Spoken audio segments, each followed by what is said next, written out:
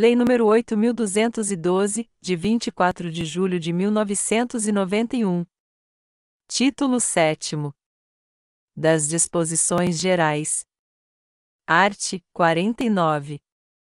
A matrícula da empresa será efetuada nos termos e condições estabelecidos pela Secretaria da Receita Federal do Brasil. Redação dada pela Lei nº 11.941, de 2009. I. Revogado. Redação dada pela Lei nº 11.941, de 2009. Segunda. Revogado. Redação dada pela Lei nº 11.941, de 2009.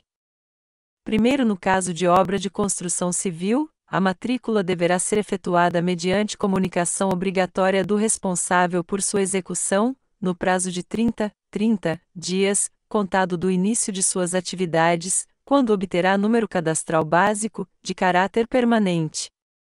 Redação dada pela Lei nº 11.941, de 2009.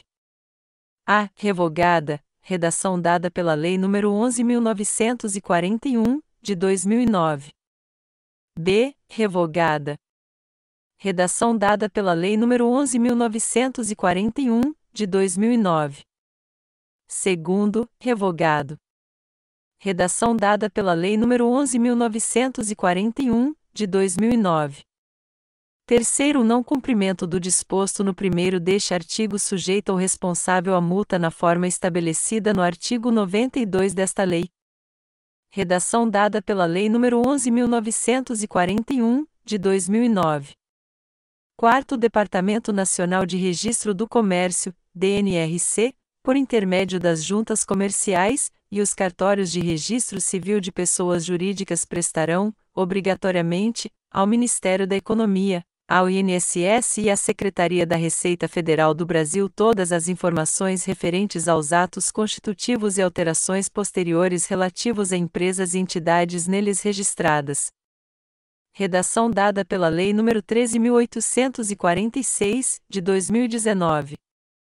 Quinto, a matrícula atribuída pela Secretaria da Receita Federal do Brasil ao produtor rural pessoa física ou segurado especial é o documento de inscrição do contribuinte, em substituição à inscrição no Cadastro Nacional de Pessoa Jurídica, CNPJ, a ser apresentado em suas relações com o poder público, inclusive para licenciamento sanitário de produtos de origem animal ou vegetal submetidos a processos de beneficiamento ou industrialização artesanal, com as instituições financeiras, para fins de contratação de operações de crédito, e com os adquirentes de sua produção ou fornecedores de sementes, insumos, ferramentas e demais implementos agrícolas.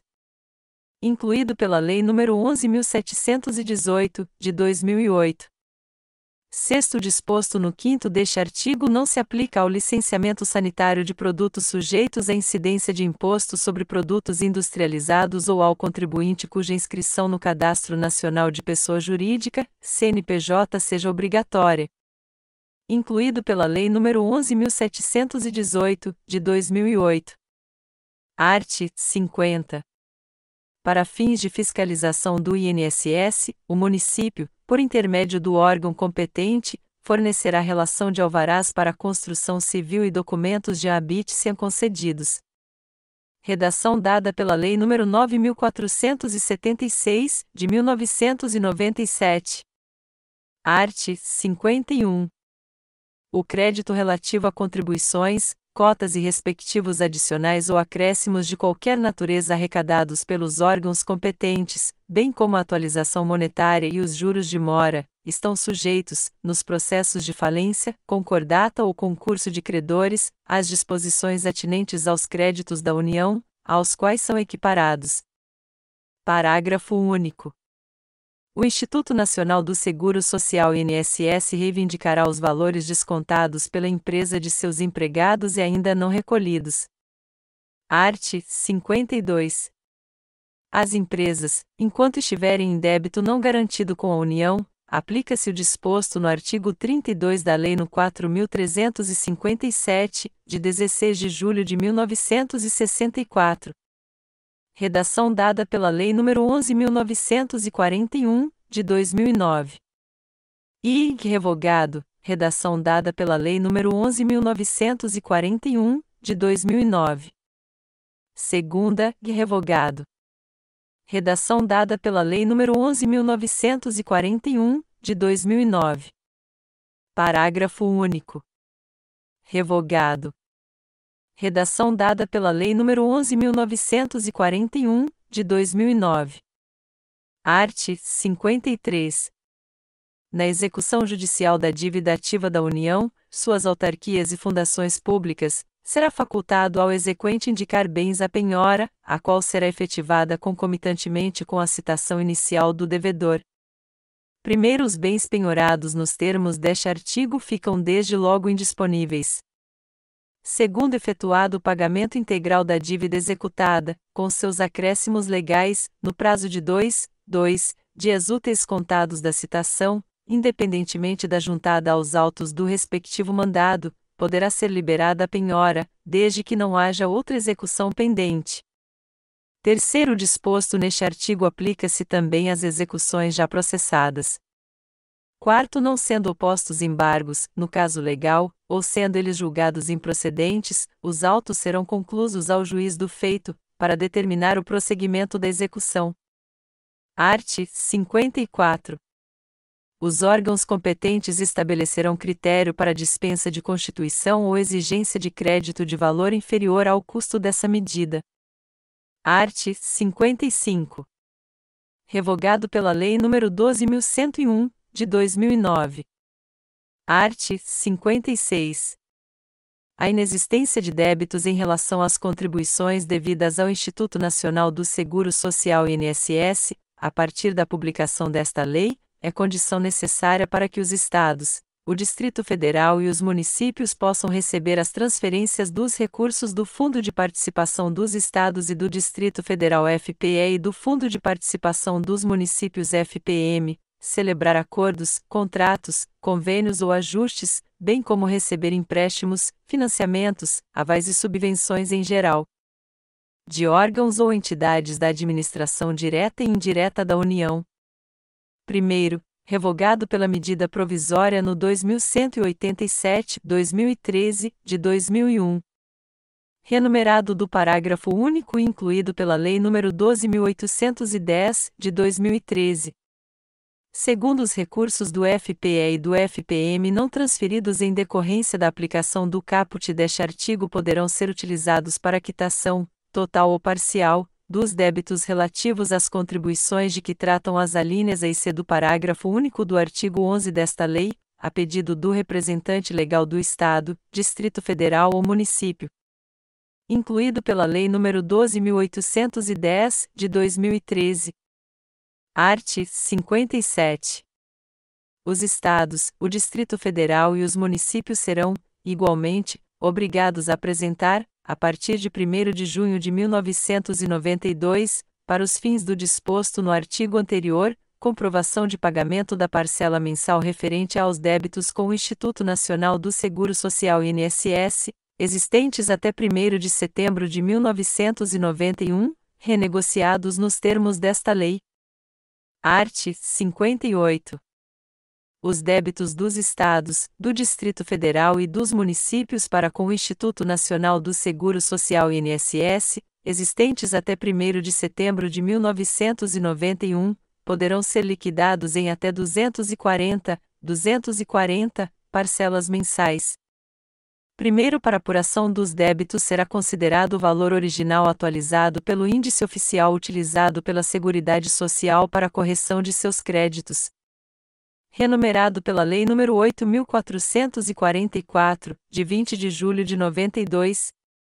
Segundo, as contribuições descontadas até 30 de junho de 1992 dos segurados que tenham prestado serviços aos Estados, ao Distrito Federal e aos municípios poderão ser objeto de acordo para parcelamento em até 12 meses, não se lhes aplicando o disposto no primeiro do artigo 38 desta lei.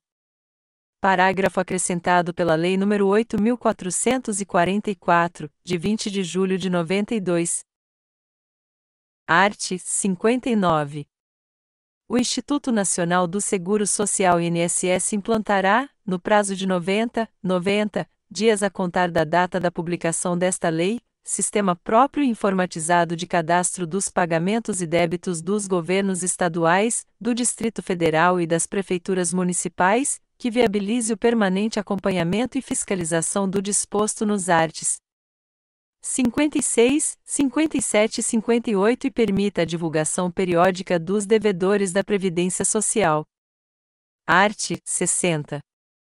O pagamento dos benefícios da Seguridade Social será realizado por intermédio da rede bancária ou por outras formas definidas pelo Ministério da Previdência Social. Redação dada pela Lei nº 11.941, de 2009. Parágrafo único. Revogado pela Medida Provisória nº 2170-36, de 2001. Art. 61.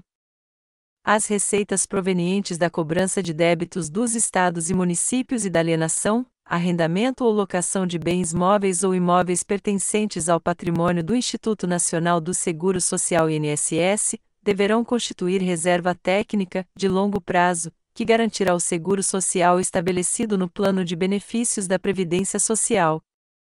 Parágrafo único.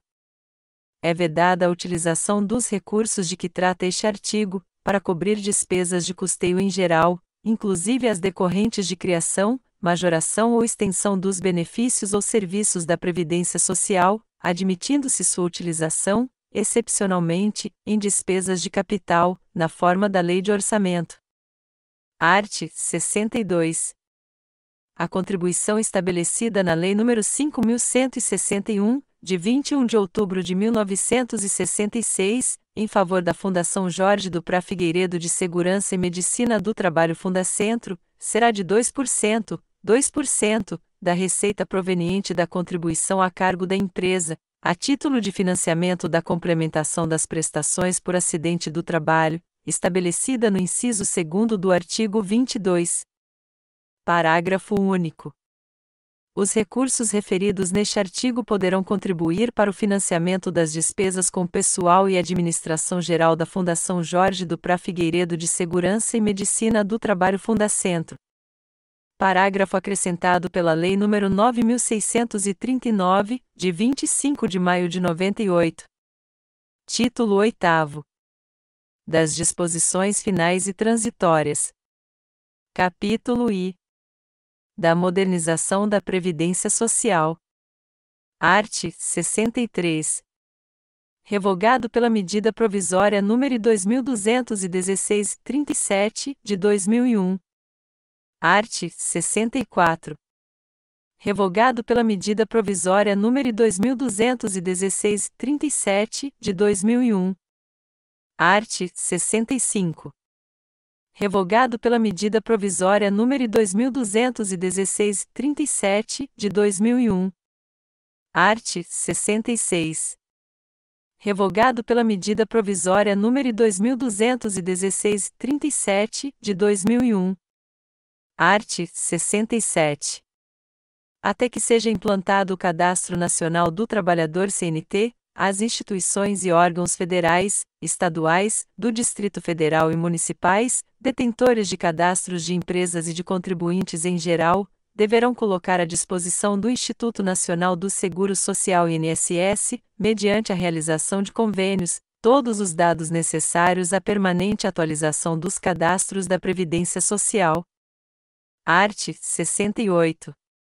O titular do cartório de registro civil de pessoas naturais remeterá ao INSS, em até um dia útil, pelo Sistema Nacional de Informações de Registro Civil, SIRC, ou por outro meio que venha a substituí-lo, a relação dos nascimentos, dos natimortos, dos casamentos, dos óbitos, das averbações, das anotações e das retificações registradas na serventia. Redação dada pela Lei nº 13.846, de 2019. Primeiro, para os municípios que não dispõem de provedor de conexão à internet ou de qualquer meio de acesso à internet, fica autorizada a remessa da relação em até 5 dias úteis. Redação dada pela Lei nº 13.846, de 2019. Segundo, para os registros de nascimento e de natimorto, constarão das informações, obrigatoriamente, a inscrição no cadastro de pessoas físicas, CPF, o sexo, a data e o local de nascimento do registrado, bem como o nome completo, o sexo, a data e o local de nascimento e a inscrição no CPF da filiação. Redação dada pela Lei nº 13.846, de 2019.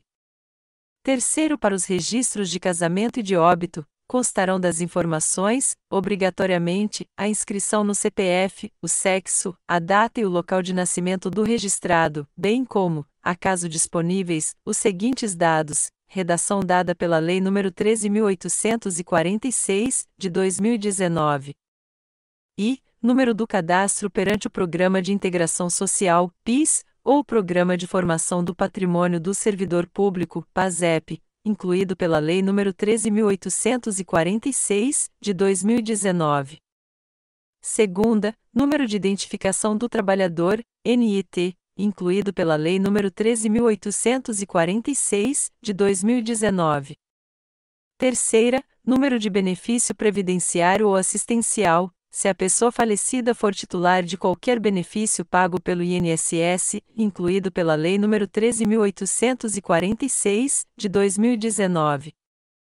Quarta, número de registro da carteira de identidade e respectivo órgão emissor, incluído pela Lei nº 13.846, de 2019. V. Número do título de eleitor, incluído pela Lei nº 13.846, de 2019. Sexta, número e série da Carteira de Trabalho e Previdência Social, CTPS.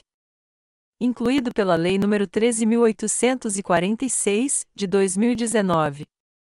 Quarto, no caso de não haver sido registrado nenhum nascimento, natimorto, casamento, óbito ou averbações, anotações e retificações no mês, deverá o titular do cartório de registro civil de pessoas naturais comunicar este fato ao INSS até o quinto dia útil do mês subsequente.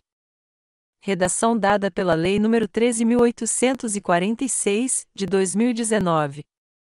Quinto, descumprimento de qualquer obrigação imposta neste artigo e o fornecimento de informação inexata sujeitarão o titular do cartório de registro civil de pessoas naturais, além de outras penalidades previstas, a penalidade prevista no artigo 92 desta lei e a ação regressiva proposta pelo INSS, em razão dos danos sofridos.